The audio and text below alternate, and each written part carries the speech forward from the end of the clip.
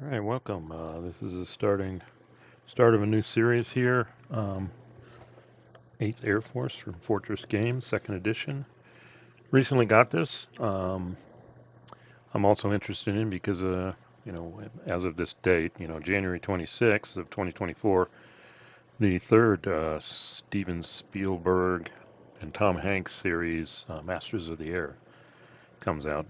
10-part, I think it is, miniseries documenting the 8th Air Force. So had a number of games on that. I've got the B-17 solo games. I've got the DBG game. But this is new, so I thought I'd give it a shot. And I didn't start it yet. I kind of cranked out a VASSAL mod here for it. Had to take a picture of the map again with my phone, but it works. And I recently finished it, and I will say, of course, looking at YouTube, a number of people have done a playthroughs already. Wayne Hansen, World War II Solitaire Board Gamer. Let's see, and then Player's Aid did something, and then Dave's Gaming Cave. He looks like he did a whole series there, so kind of saturated market here, but I still want to go through it here and actually put this VASSAL mod through its paces to make sure it works. So, like I said, with all of that, and especially this new mini-series on, I believe, Apple TV next January, thought I'd use this one to give it a change. So, I do have the rules over here. This isn't going to be too long. I'm just going to kind of do a brief look at the setup here and then go through it. It's pretty procedural. If you listen to the other videos, you'll see that.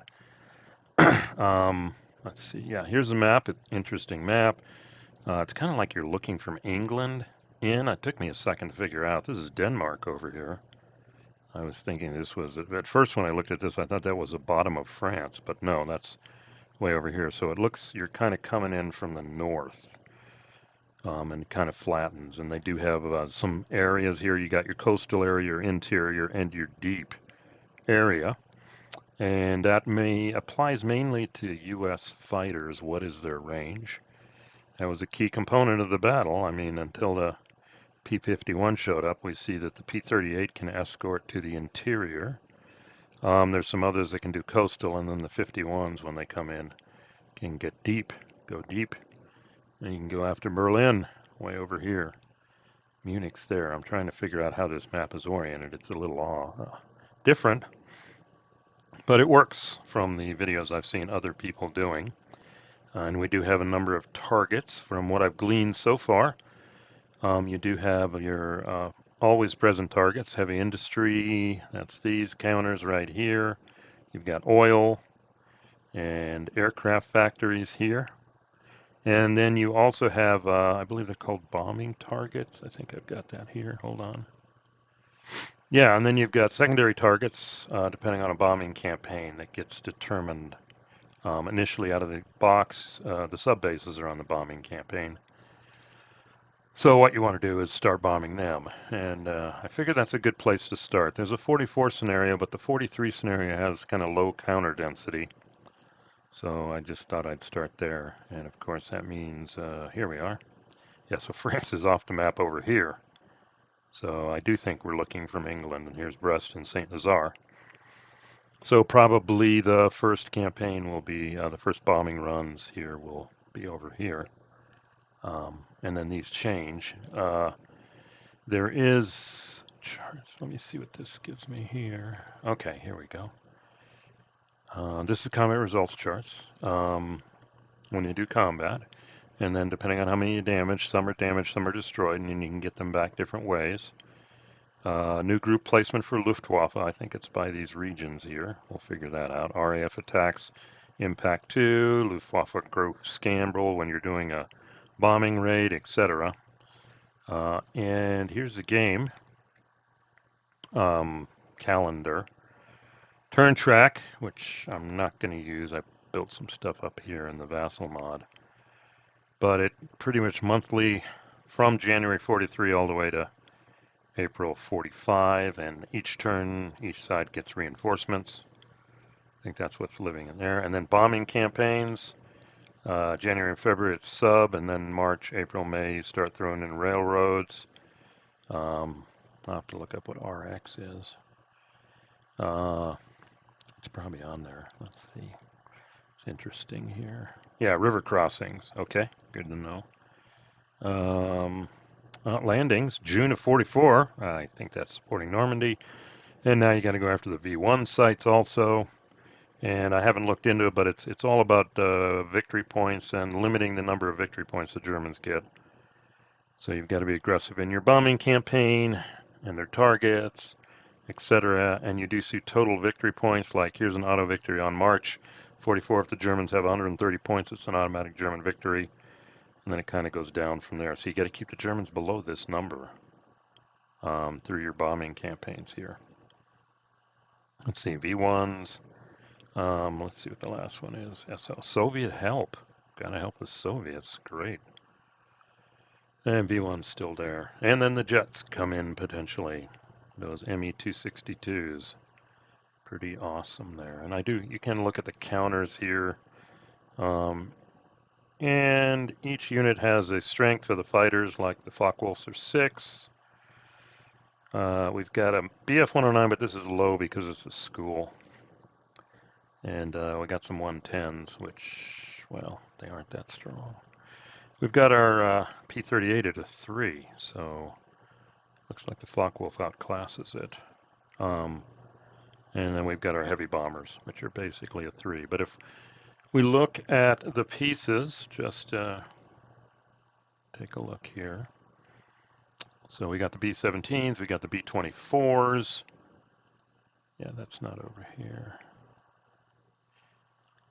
And then we got a mix of like A-20s, A-26s, B-25s, B-26s, etc. And I think they pop up, they start coming in here, B-26. And then out of the box for fighters, we got a P-38, but looking at this, we start getting P-47s, and that I think means the P-38 leaves, so that doesn't stick around long. And the P-47s have a 5. They're not quite, from a combat factor, as good as the Focke-Wulfs. But then, of course, and it can go interior, but the 51s can go deep, and they've got the 7. So they actually slightly outclass the Focke-Wulf here. And then the Allies do have optional jets. I think this is a Meteor, the English Meteor. The first P-59, the Air Cobra 8, that's not bad. And then they even throw in shooting stars, you know, if the war goes on or if they get their P-80. That's pretty powerful, a 10. So, and then they've got miscellaneous fighters. Here's some more 38s. I guess they come back. Yeah, they do come back, looking at the calendar. And we've even got some P-40s. Notice they don't have very much range. And we've even got, I think there was one squadron of U.S. Spitfires. Or this could be the Brits. I'd have to look it up. They can go to the interior. So that's the Allied aircraft. The Luftwaffe, yeah, the Bf-109 is a 4. Okay. Wow, Focke-Wulf was better. So the 109, they've got the 109s for 4. You got the Focke-Wulfs for 6. The 110s are, they're probably good against unescorted bombers. And then the miscellaneous fighters here. And yeah, we got a French DE-520. Well, I guess the Germans claimed this. This is a French plane, and they put it in a school. Not very great, but, and then there is the awesome, yeah, Me-262, 10. It's as strong as the American P-80. I don't know if it's the same as the Meteor. Go back up here and see. Oh, jets, there we go. No, it's better than the Meteor. Wow. Definitely better than the P-59. But it gets even better. Well, they got the TA-152. That's the kind of upclassed Focke-Wulf. Gets it to a 7 on par with the P-51, but there's only one of those. And we've got an Me-163 optional, special rules. We'll see later. But this aircraft, actually, I had to read about it. 12. I guess it was this British test pilot after the war who got to, you know, he's flown all sorts of different fighters, and he said this was an awesome fighter. So luckily the Germans didn't get it out there in time, but this is rated as the strongest fighter out there, interestingly. So Anyway, that's kind of a scan there through those. So like I said, I'll go ahead and close this. And then we got this track, and I'm at 0 points here. I'm going to have to see if you don't get the bombings, or if you do, I think you want to go negative, because that's not good. You don't want to get sacked. That's the Germans getting points, I guess. I'll have to see as we play through it. But my intent coming here, I've already done the setup here, and we do see the initial forces. This is January 43, so not a big chunk of the 8th Air Force is here yet. We got 2 B-17 bomb groups, 1 B-24 bomb group, and I guess a fighter wing of P-38s for the first turn to do. And they have this concept of, you have the actual aircraft, but then you can add multiple squadrons to it, and you do see the U.S. units have squadrons, which add, in the case of bomber, a 1 factor, and the fighter a 2 factor. And the Germans do the same thing. It's just they don't start with any of these squadrons yet. Okay. Let's see if there's anything interesting here. We got different markers. Yeah, and I kind of put them up here. I'm keeping track of the game turns here. Working through the phases of the game. We'll do that now, but in the next, when I play the game. But this 1943 January starts with the RFA attack phase. So we'll start there and then go through that, and then I'm going to track victory points here. You need a red and green dice because if you look at the combat tables, they say the green die versus the red die. So you do see this green die, red die. So therefore I made the dice green and red. So we have that. So we're going to look at that too. And let's see, I basically did the basic setup. Sub-base bombing campaign is the first one. We placed all the heavy target markers for oil, industry, and aircraft. Then it says line up the Luftwaffe start groups in front of you from strongest left to weakest on the right. And I'll do this later, but then you're going to roll on the new group placement table here to figure out where they're placed. Okay. And then puts them in a position potentially to oppose Allied bombing campaigns. Well, if nobody's way over here, we can basically just bomb these. We're going to have to deal with anti-aircraft, obviously, but hopefully the German fighters are over here. We'll see how that goes. Bomb targets, did all that. Place the at-start forces, 2 B-17s, 1 B-24, 1 P-38. And that's it. We're set up. So, yeah, when I come back, and we'll work through this Luftwaffe AI. Basically, they're going to give what the Luftwaffe does each turn, and is determined by these definitions. Unpack that next video when I do try and play the first turn.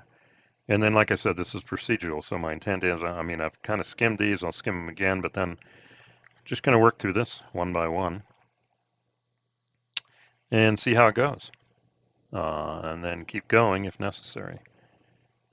They got some examples in here. Here are the optional rules. Early jets, USAAF, and Luftwaffe. Here's the Me-163. Yeah, they talk about that. There's a short scenario. We're not going to do that one. Just going to start at 43 and start playing through. And like I said, a number of people have made the videos like I mentioned in the beginning. So there's detail out there, but I wanted to get this game going. And the other thing is there's another game. I also have that, the second edition of 20th Air Force. That's the bombing campaign against Japan. And the rules are very similar, so this will set me up to play that too, although I'll have to create a VASSAL mod first before I do that. So that's the intro here in honor of Masters of the Air. I've started reading that book too that it came from. The next mini-series in the line of Band of Brothers in the Pacific, and now we've got Masters of the Air. So what better time to try this game out than now? So we'll see you at the next video. Thanks for listening.